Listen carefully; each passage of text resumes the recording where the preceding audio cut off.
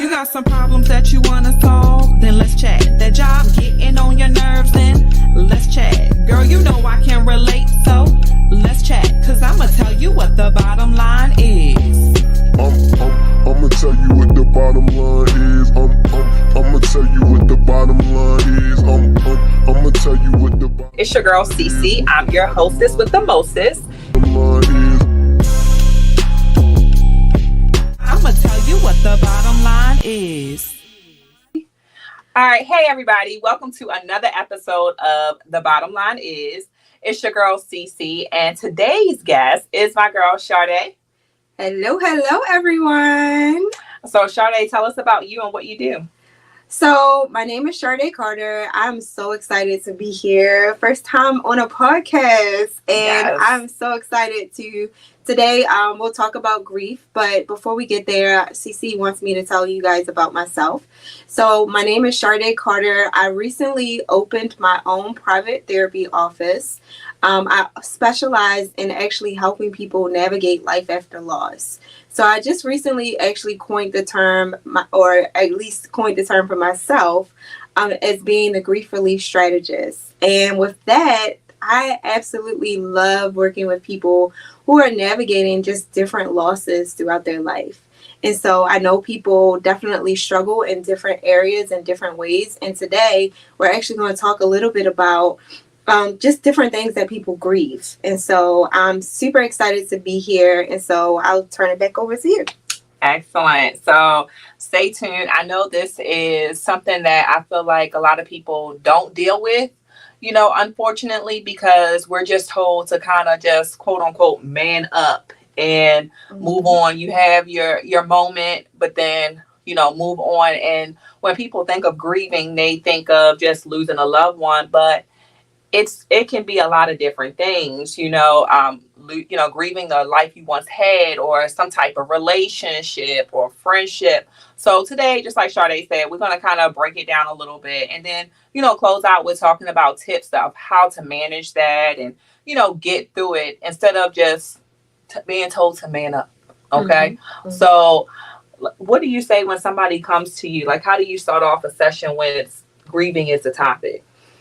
So I would normally, I actually was just having a conversation with someone before I got here. And someone actually reached out to me. It was actually another clinician who had a client who was grieving. And she was like, I just need some resources. And so what I told her was we had to kind of get on the phone and we kind of had to talk.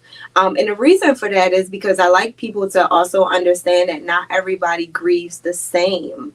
So finding generic resources can be beneficial, but I like to get to know the client first.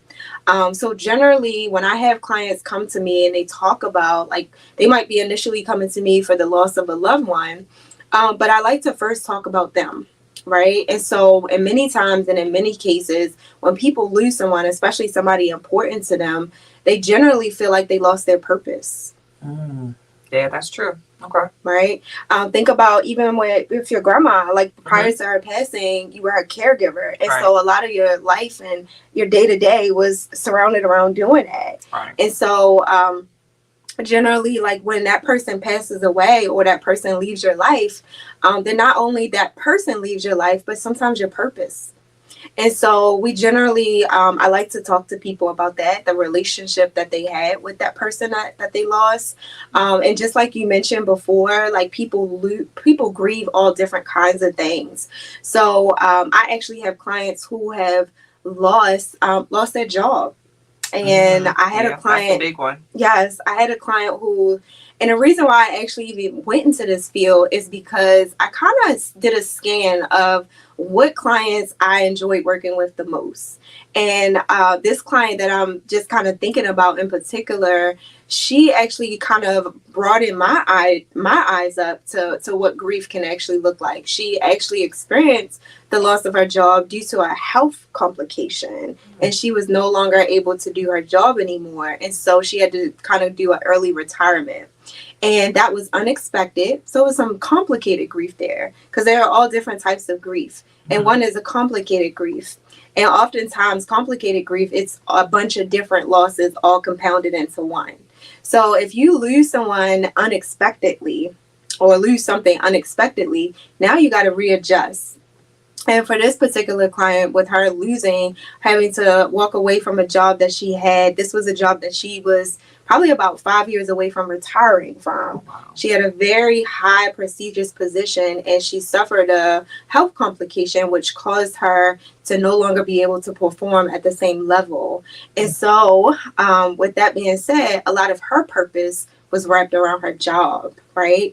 And so, with her no longer being able to work, she fell into a depression. And so we had to talk about all of those different things. And ironically enough, with her losing that job, I started speaking to her about grief. And she started actually talking about the loss of her dad and how the loss of her dad impacted her, and how that also kind of folded into her losing her job, because her dad was someone who kind of ingrained in her to work and do her best and be this, breadwinner of her family and all these things. And so her job actually made her feel connected to her dad. And so, believe it or not, when she lost her job, it made her to then start to kind of like untangle some of the unresolved grief that she had with losing her dad, because her dad actually had passed away years ago. But with her losing that job, it actually opened up some of her grief in relation to her dad. So grief is just such a big topic. It is a lot, you guys. Like, and I'm so grateful that I'm able to have like platforms like this to be able to talk about grief, because this is something that I feel like we don't really necessarily talk enough about. Right. We are starting to kind of talk a lot about it, because mental health is kind of getting out there. But in most cases, one of the things that I hear oftentimes is when people are experiencing a loss, they just say, I don't want to feel like this no more. I just want to hurry up and get this over with. Want a quick fix. Yes. Yeah. I don't want to feel this way. I don't want to, be sad or be thinking about this person all the time. And so I always just tell people, that feeling is definitely normal. Nobody wants to volunteer to feel sadness. I don't think nobody is out there like, give me some sadness. I hope not. Bring it, right? Yeah. Bring it. No one volunteers to feel sadness. And so sometimes what we have to do, instead of trying to look for that quick fix, is to just kind of sit in it. Realize that, like, let me invite this sadness in. Let me allow myself to be human for a minute, and then I can kind of decide how I feel afterwards, right? But we are oftentimes just chasing happiness all the time, not realizing that sadness is also a natural emotion as well. And so we have to also realize that we're humans. And with that being said, we're going to experience some happiness, and we're going to also experience some sadness. And although the sadness is not something that we really want to feel, it's allowing ourselves to feel it. That's the big part of it. It's not feeling like being a burden, or no one wants to hear this, or I need to hurry up and get over this. It's about allowing yourself to feel the feels. Wow. I hope y'all took that in. Like, whoo. It's a lot. It is a lot. It's really a lot to grief. And I like talking about it so much because so many people, when they reach out, they just want that quick fix. Yeah, and they don't really realize all the different layers it is. Like you said, your client she started untangling things that she thought may have been already resolved. Exactly. Exactly. Yeah. And speaking of unresolved grief, I tell people oftentimes with me, I lost my mom at the age of 8. Okay. And I lost my grandmother who raised me after my mom passed. I lost her going into my last year in college, in my undergrad. And I actually had to go back to school 2 weeks after she passed. She experienced that was an unexpected loss for me. I never really felt like I actually got a chance to grieve because I jumped straight into survival mode. I needed to hurry up and get through it. And so with that kind of being said, I was masking my own emotions for so long. I didn't even realize it. It wasn't until I actually became a mother that I realized, wow, all of these emotions is coming up for me. And all of these emotions was things that I thought I had already got over.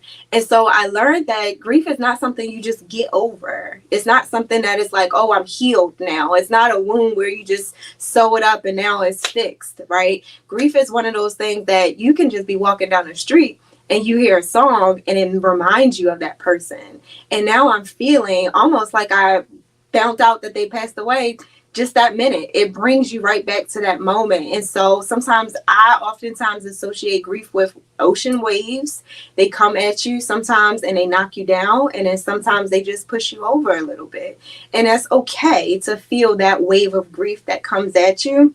Like I said, my grief that I experienced from losing my mother and my grandmother, it came at me full force once I became a mother.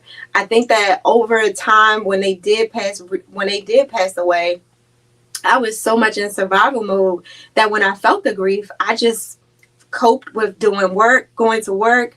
I didn't necessarily have any like drinking vices or anything like that, but my coping was actually working, going to work. I think I would work like 3 jobs nonstop, like after my grandmother had passed, after I graduated with my undergrad. And that appeared to many people as I was doing it. Wow. I was doing it. Right? Most people would be like, okay, you know, I purchased my first home before the age of 25. So I looked like I was doing it. But guess what? Your girl was not. I was surviving it. Yeah. That's what I was doing. And I didn't realize that I was surviving it until I realized that these emotions that I'm feeling, I had to sit with them. And sitting with them, y'all, is not easy. It's not for the faint of heart. Sitting with those heavy, dark emotions, it is not easy. And so that's why in my sessions, when I work with clients, I always just commend them for just feeling the feels, because we oftentimes want to run away from those feelings because they don't feel good. We want to just drink. We want to just smoke. We want to just go out. We just want to talk. We just want to get away from those feelings. But when you actually sit with those feelings, that's when the work begins. That's when you can really start to work through your stuff. When you are doing all of those other things, those are distractions, and they don't allow you to really sit with what you really need to work on. No, for sure. And I remember, you know, speaking of when my grandmother passed, everybody just kept saying, because that was like all my life for that time frame, oh, you'll find your new normal. I'm like, okay. That they were coining that phrase, and I was just like, okay, like, thanks, sure enough. But I mean, it's a lot. And like you said, you don't realize it because you get consumed in things, and then you try to find something else to replace it instead of dealing with the problem at hand. So, and I really feel like, you know, on the topic of grieving, when COVID hit, I think it really opened up that can of worms as it relates to grieving, because then, yes, people were dealing with loved ones being, you know, passing due to, you know, this unknown new disease of COVID. You know, people lost their jobs, furloughed, or whatever. I mean, there were so many things going on, and I feel like mental health in general has always just been, you know, not well talked about, you know, in our community. But I feel like when COVID hit and everybody started going through these things, that it really started becoming a topic of conversation. Absolutely. You know, and so I don't know if you want to speak on that or anything, but yeah, like, and I definitely agree with you. Like during the pandemic, not only were people dying, but people were losing their normalcy. Like the things that we take for granted, just going to the store, right? We were not able to go to the store without a mask. So some places would not let you in if you didn't have the right, you know, safety precautions or the right mask or the right gloves or whatever. I know it was one store you had to use a hand sanitizer before you can even walk in the door. Oh yeah. So I think that the pandemic, it took away our normalcy. The things that we do on a day-to-day, like going over our friend houses or just going to a restaurant, those are things that we couldn't do because we were so like, I guess I would say afraid, like, because we didn't really know. Maybe like shut down, shut in. Absolutely. So I think that's why the mental health kind of like topic started becoming like more of a thing, because it was impacting everybody. Yeah. I think prior to that, people had the idea that mental health was only for those that were struggling with like chronic mental health issues, like bipolar, schizophrenia, things like that. But once people was in this state of shock, because no one had ever expected the world to look the way that it did. Yeah. And so I think that everybody had a hard time. That was a major loss for everybody. Like that was probably one of the first times we were experiencing something on that big of a scale all at the same time, right? Yeah. Like I can remember the only prior to that was like 9/11. And that's when the world was really, really hurting. But I think the pandemic, because it was, it impacted so many people on such a large magnitude that we all were grieving something at that point in time. Like, literally, oh my gosh, just thinking about it. I'm just thinking about grief. It was just loss. It was something lost from every angle. Yes. Even couples broke up because it was a test of relationships. Being confined. Oh my gosh. Listen, I think at one time they had closed the playgrounds, and I was so mad because I was like, first of all, the schools is closed, the daycare was closed. I'm trying to work. I'm like, and then you're gonna say the playgrounds is closed? Like, they had the caution tape on the playground. So me and my little one was walking around the neighborhood just to get fresh air. We had to literally retrain ourselves into like, okay, let's be creative and get this backyard together so we can keep her occupied. So it really requires so much of a reconditioning almost. We were living in a new era, because we would have never expected walking around with masks. I mean, I know I didn't. I never would have. Never would have expected that, right? So that was definitely new. Yeah, and I think that was the reason why mental health came out of that situation, because the topic of mental health, how it came out, because so many people, it was like, it's one of those things, sometimes people don't understand what people are going through until they go through it themselves, right? And I think that this was the time with billionaires. We were talking about celebrities, we were talking about presidential staff, like everybody was experiencing this loss. To some degree. People was not able to go outside, and that's one of the things that we as humans, we kind of thrive on that. Thrive off of. Exactly. So people were missing holidays, right? Yeah. Big celebrations. I remember people wouldn't be able to go to nursing homes to see their loved ones. So they had to do FaceTime and all of those things. And so it was major losses during that time. So yes, absolutely. I definitely can agree with you on that for sure. And I was actually I would say, speaking from a mental health professional, that was really hard for mental health professionals during that time as well, because we saw a major spike. And so we were trying to navigate, have space for everybody else, but at the same time, we were also dealing with these losses. And honestly speaking, I know the world had kind of shut down in March, and I literally took my first therapy job in February, like a month before that. And I was like, oh no. I didn't even get a chance to get warm. Literally. And so I think I look back on it now, though, and I'm like, if I was able to survive the pandemic, you can survive. That's what everybody said. You can survive the pandemic. You can survive anything. I can take it. So that was also a big loss for a lot of professionals, because even a lot of mental health professionals that had offices, they were no longer able to see clients in person. And so you had to learn how to now do virtual, because not everybody was doing virtual appointments prior to the pandemic. A lot more people were doing more in-person sessions. And so we had to learn that, and then learn how to keep clients engaged virtually. It's a little different than when you're seeing somebody in person. Keeping kids entertained virtually, it is not for the faint. It is not for the weak.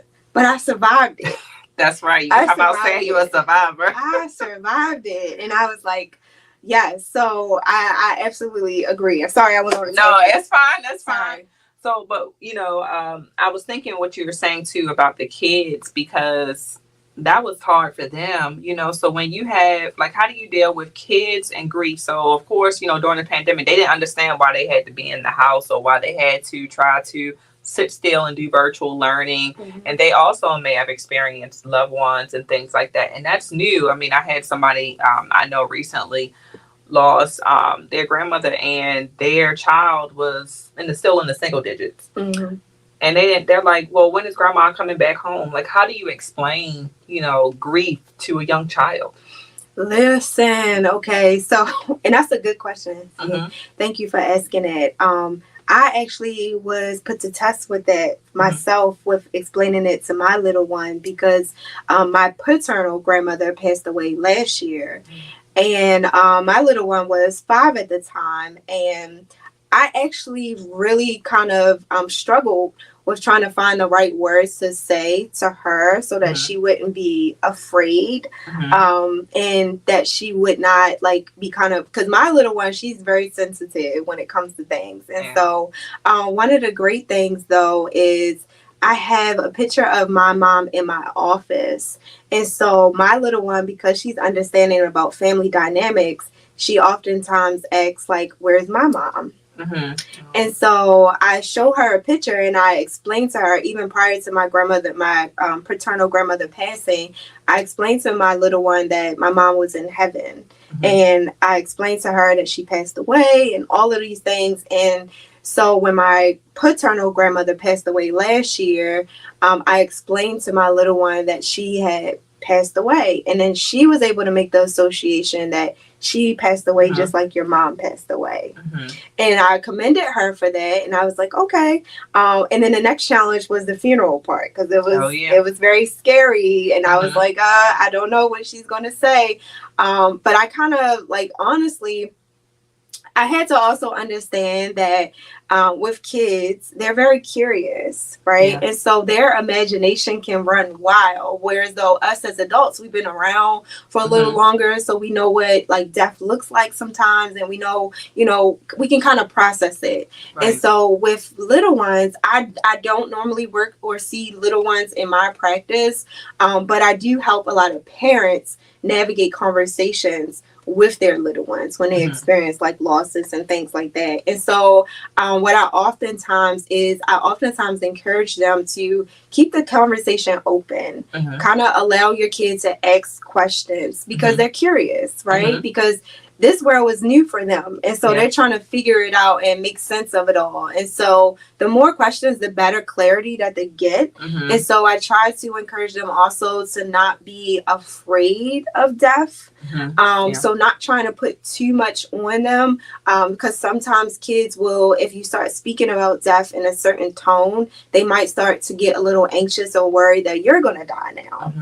Especially if they lost someone close to them, like their dad, then they might start to think, okay, well, what happens if you die or if this person dies? And you answer those questions the best way that you can. It's not necessarily a secret, because oftentimes when you keep things a secret, again, it is now leading them to create their own narratives. And not to say that their narratives are wrong, but sometimes kids can start to blame themselves for the death or for the loss. And that happens oftentimes when, I know that when we talk about grief, we're also not talking about death all the time, but sometimes with families who separate, you're still grieving the separation, like divorces or just marital separations. If you don't have conversation with your kids, sometimes kids can internalize that and feel like it's something that they did to cause this separation or this loss. Sometimes kids, believe it or not, if they have a loved one or even a pet, sometimes when pets pass away, especially if the kid is close to that animal or whatever that pet is, they can start to feel like, oh, I didn't feed them at 2:00. And so now they got sick and now that's why they passed. And so that's why it's oftentimes good to just have open conversations about, like, what do you think about like grandma being gone? You know, does that hurt Right. your feelings? You know, what's your thoughts on it? And most of the times, honestly, kids are trying to process it themselves, and they're trying to process it the best way that they can, which is another reason why I try to encourage people to just talk about emotions to your kids, and not just all the positive emotions, but also the sad ones too, so that they can have the right words to talk about how they feel. Mhm. Yeah, no, for sure. So, a couple of things I had wanted to highlight. So, you talk about emotions. You know, it's hard to try to explain it to a child while you're also trying to like deal with it too. And I know you talked about pets. I feel like pets are usually the first type of loss. I feel like that a lot of kids, you know, experience, and you know, you see on TV, they're like, oh, well, we're gonna bury him in the backyard, so that way you're close to him. And you know, for me, with you know, my little cousin, when my grandmother passed, like I always try to keep her memory alive and say, hey, you know, on these special days, like let's do something, let's go visit her, let's try to, you know, create this healthy space so that way she can, you know, be able to come to me. And I think it's very important for parents to understand when it comes to kids and grieving any type of like loss or, like you said, separation in the household, that yes, you can be open and somewhat transparent too, but you know, creating that safe space, you know, for the kids. But again, just like, you know, if you're dealing with it and you processing it, do you hide your emotions? Like, you know, like how do you deal with that? Because, you know, sometimes you need a good cry. And then if the child walks in while you're crying, you like, all right, man up, you know, again. And it's like, well, then the child starts thinking, well, is it not okay to cry? Like, Exactly. yeah, what do you think about that? That's a very good point, Sierra. And I like the idea of like trying to keep her memory alive, right? Because I think, again, kids, they're looking for ways to make you as a parent feel better. And so when they see like the continuation of keeping their memory alive, it makes them feel some type of closure to see that you're okay with doing this and all of these things. And so that's a good point about like when you are feeling really emotional. And that's what I talk about a lot of times with my clients, parents. Generally, we want to be our kids super, you know, we want to be the superhero for our kids, and we want to make sure they're always okay. And so generally, when it comes to vulnerability and sadness, we like to keep that hidden away from our kids. But when it comes to grief, sometimes it's also important to let your kids know when mom is having a rough moment. No, for sure. So, you know, kind of switching gears, but still obviously talking about grieving, you know, relationships and friendships. You know, we'll talk about friendships first. I mean, we all have those friends that we grew up with, you know, and sometimes, and I've experienced this firsthand, you know, growing up, and once it's time to kind of go to college, you kind of have that differences and, you know, what we all want to do. Some people go down this path, some people go down that path, and sometimes people are just stagnant. And, you know, and you're like, it's not for me. It's like with a relationship, you know, you notice, you know, things change. Oh, this is not for me anymore. But it's still a loss. Like, even though you might be that person that is saying, hey, I don't want this anymore, but it's still a loss. You're still grieving it, you know, and it can come out in different forms. And I feel like sometimes us as human beings, right, we may go one way instead of the other. Like one way to say, oh, we're going to find something to fill this hole. And then other times we might just kind of like sulk in it. Like, so how do you deal with losing relationships of any kind, I guess? Yeah. Like, so we'll talk about friendships first, because I think that is important. Just to note that friendships are, especially depending on where you at in your life, because that also impacts it. I feel like, you know, when you're a teenager, your friends are like everything to you. Yeah. Right? Like, that's why oftentimes like kids are like peer influenced a lot more when they're teenagers, because your peers are everything. And to your point about like when you graduate from high school and everybody's kind of off to their own like different paths and things like that, I think that's something that we honestly don't talk enough about, is the grief that people experience after high school. And I think about that honestly every time when graduation comes up, because we're celebrating this wonderful moment. And that's one of the things that I speak about to some of my clients who are graduating from high school, going into, or even some of my clients that are first year college. In college, they oftentimes talk about having moments of sadness where now, like, I can't, especially if you're away from home, like you're in a dormitory, you might not get along with your roommate. Yeah. And now you're feeling sad because you're thinking about your friend that is all the way across the other part of the world at another school, and just the grief that kind of comes along with that. But going back to the point of like, what do you do and what do you say in those type of moments? One thing is just to recognize, again, going back to recognizing how you feel, giving yourself a space to feel what you feel. Like, I am sad that this was my road dog and now we no longer even talk. Yeah. Right. But I think that it's also important to recognize like where you're at in your life and realize that some people are only, I know they always say it, but some people are only around for a season. Yeah. And the more you remind yourself of that, the more you will start to be okay with letting certain people go, realizing that certain people are only in your life for a season. And when you hold on to people that are no longer supposed to be in your season, sometimes you're blocking the new people that's supposed to come in, right? And so when you learn to start letting people go that are no longer serving its purpose for you, then you will start to realize you're able to actually make room for more people that are actually going to be able to pour into you. And that's something that I actually had to learn over time because, sometimes we feel like we want to be loyal to everybody. Like, oh, I knew her since the 3rd grade. Or, oh, I always been around that person my whole entire life. Or we always did this together. And you start to realize that you're depriving yourself of actually being able to live the life that you really want for yourself because you are actually attaching yourself to something that is dead. And I feel like too, sometimes people get hung up on the person that somebody else was. And when they change, it's not on you. You know what I mean? They just change. So we kind of have to just accept it in a sense and, go the way in the direction that we're supposed to go. And I think that tears up a lot of friendships as you go to different milestones because like you said, you have your childhood friends, you have your college friends, then you have your work friends, then you have your adult friends. It's like every portion or every season of your life has a group of friends, so attached with that. So, and what I have to speak to in regards to that is absolutely true. And I'm gonna shift it to relationships. Okay.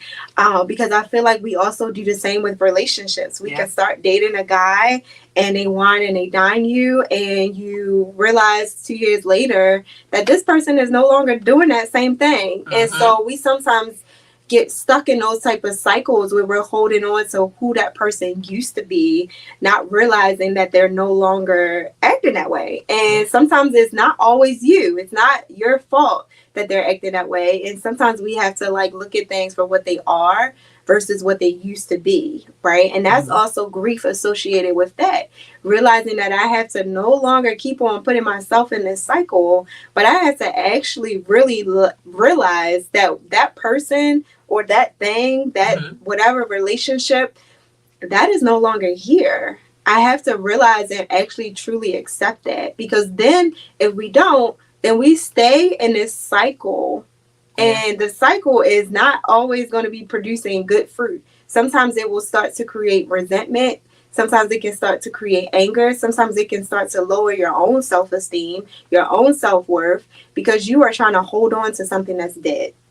No, for sure. And that ain't doing nothing for you. We all been there, right? I think we all been there. Like, we all as women, when you like somebody, you tend to want to see the best in them. And you tend to like think about what that relationship used to look like and what you... I'm so guilty, like in the what if, you know what I mean? Definitely. And then you start, getting into your own head of, what could I have done to make things better? What did I do? You start blaming yourself. And I know that that's also probably a stage or part of grief as well. And it's just like, it's hard to just accept that too and move on. But like you said, you blocking what your next, lesson may be. And that's, it's a cliche statement, but it's so true. The older you get, you realize like that is so true. And what you said earlier about the self-blame, that literally is a stage. It's called bargaining. When we start to try to say, well, what if I do this? or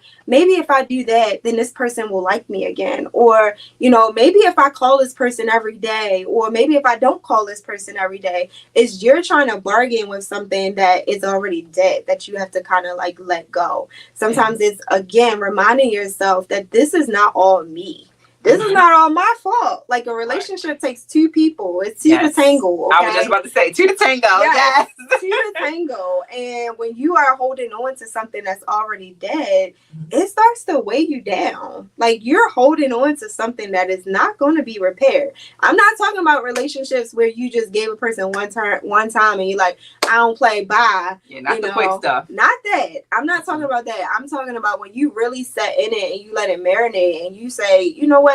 This is no longer serving me. That is a very difficult thing to walk away from. It's not easy to walk away from things that have history, things that actually mean something. So I always commend people too from being able to choose yourself first in those type of situations, because really, when you start to find yourself in that spiral, you really lose sight of your value. You start to question, oh, maybe it's me, or maybe this person doesn't want to be my friend because of because I'm not this, I'm not that. And it really, honestly, is that person. It's not you. Yeah. No, I feel that. If y'all been watching, y'all know that. All right. So let's kind of sum it up for them. So what would be the biggest top 3 tips, or things that people should remember, from today, far as dealing with grief of any kind? So the first one I would definitely say is allowing yourself to feel the feels, right? Like giving yourself actual space to feel what you feel, as opposed to trying to run away from it. I think that is like one of my number 1 recommendations. And number 2 is realizing that you do also have a community. You just have to find that community. So you don't have to do grief alone, because grief alone sometimes can be very, very, very heavy. And so also connecting to people, or even people in your village that you actually already have, letting them know, I'm not okay today. Yeah. I'm having a hard time today. But before you can actually do that, you actually have to allow yourself to feel it and recognize it. And the last one I would say is create boundaries. Create boundaries. Create boundaries. Allowing yourself to not feel like you always have to be on go mode just so you don't have to feel the feels. Like if you're having a heavy day, take some time out to say, you know what, today I'm not going to be doing all of what I usually do. Allow yourself to really recognize that you're human at the end of the day. Going is only a temporary fix. The problem is still there. Yeah, no, for sure. So with that, we'll close with the bottom line is, allow yourself to take that mask down. Okay. We don't have to be big, bold, and brave every day, all day.